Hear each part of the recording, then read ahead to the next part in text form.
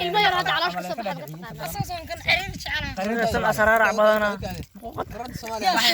صدق أصدق صدق نبذني وبحالك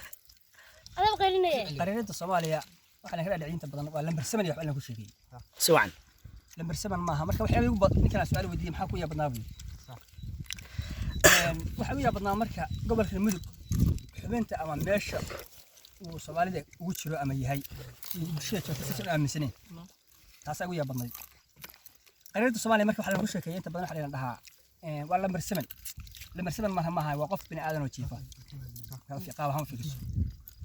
xaga shalaabani waa labadan low waa aniga hadda soo jirsaday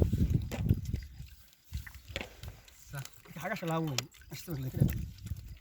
صورة مركب مركب تبوت كتير ماضو قابها نصورة عضو فوكس بيجمسة هذا صار نقطة نواه رجيسة تنوى تكتيجا تنوى حلا تنوى رجيسة تنوى تبوت تنوى عند ملك تكتيجا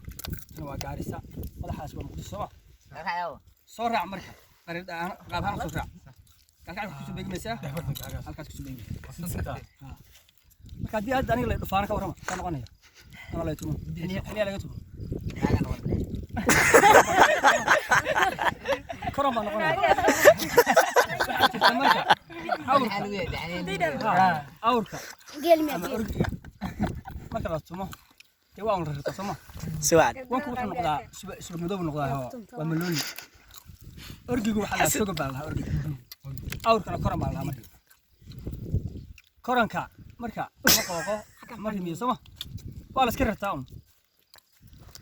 marka hadda malihi xiliyi waa tumayhin mid malihi ka gobolka mudug iyo xiliyi ma tumayn malaha malihi laakiin waxa muhiim u tahay inaad ku ogaateen oo ku baraarugsanaateen sama midaas ay muhiim tahay ina macna xubin muhiim ah